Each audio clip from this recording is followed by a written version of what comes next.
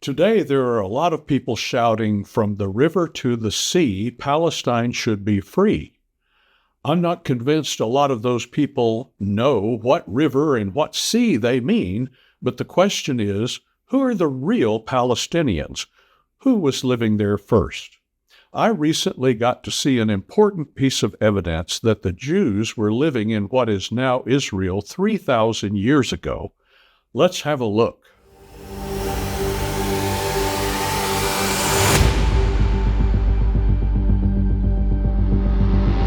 I was traveling over the holidays, so it's been a while since I posted, but I wanted to do a quick video because I got the opportunity to visit a small museum in Edmond, Oklahoma, just outside Oklahoma City, which was privileged to host a very important archaeological artifact, the Tel Dan Stele. What is the Tel Dan Stele, and why is it so important to the question of whether Jews belong in Palestine? A tel is a mound where a city was destroyed, and Dan is a city in Galilee in Israel. And by the way, how do you pronounce Stele? Anyway, I've heard it pronounced Stele, Steli, Stele, Stella, and Stele, all by people who should know. Dictionary.com is no help either. Anyway, I talked at length about the Tel Dan Stele in this video, but in a nutshell, this engraved stone is the first archaeological evidence outside the Bible that King David existed and was a real person. Before it was discovered in 1993, most scholars believed King David was a mythical character invented to boost Jewish nationalism after the Babylonian captivity 500 years before Christ, or about 2,500 years ago. So even secular scholars agree that the Jews lived in Palestine more than 2,000 years ago. But King David is believed to have lived and reigned 3,000 years ago. This stone, which is inscribed with the story of a glorious victory by a Syrian king, mentioned that he defeated the king of Israel and the king of the house of David. Again, this discovery was the first time anyone had found evidence of the existence of King David outside the Bible. It confirmed the Bible in two different ways.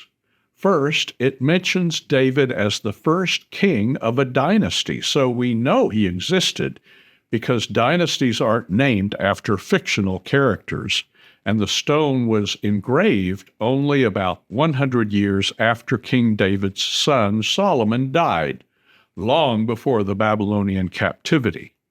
Second, it says, House of David, and that confirms what the Bible says, that all the kings of the southern kingdom of Judah were descendants of David for 500 years.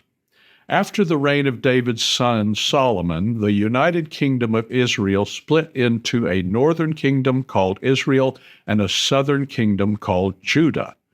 Judah and House of David are synonymous. I wanted to visit this museum because I'm writing a series of novels about the United Kingdom of Israel under King Saul, King David, and King Solomon, called The Age of the Kingdom. 2 novels are available so far. So why was this priceless artifact in Oklahoma? Armstrong University played a role in working with Jewish archaeologist, the late Elliot Mazar, who found and excavated the city of David in Jerusalem. Because of that connection, the Israel Museum in Jerusalem granted Armstrong University's request to host the real Tel Dan Stele for 2 months. Full disclosure, the real artifact was on its way back to Jerusalem by the time I was able to go to Oklahoma, so I got to see a very good replica. The museum is very small and resides actually in the lobby of the university's Armstrong Auditorium, a concert and event space. I was fortunate to get to talk to Brent Nagtegaal, professor of archaeology at Armstrong University and host of Let the Stones Speak, the department's video channel and magazine. One exhibit I was particularly interested in was the replica of the Phoenician capitals that scholars believe were used in King David's palace. The Bible tells us that King Hiram of Tyre, in what is now Lebanon, provided materials and workmen for the construction of David's palace, as well as Solomon's temple. An actual Phoenician capital was discovered in Jerusalem in the place Elliot Mazar identified as David's palace, another confirmation of the Bible. The third novel in my Age of the Kingdom series is almost finished and is titled The Eternal Kingdom. The cover will have a representation of what some scholars believe David's palace looked like. It's amazing that we have so much knowledge from archaeology now about things that existed 3,000 years ago. The discoveries of archaeology have confirmed what the Bible says to the point that, in my novels, I stay as close as possible to the timeline and events as they are in the Bible.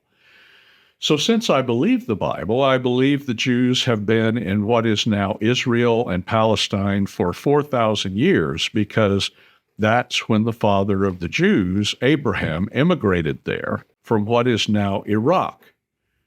Abraham had two sons, Ishmael, who is the father of the Arabs, including those who call themselves Palestinians today, and Isaac, who is the father of the Jews.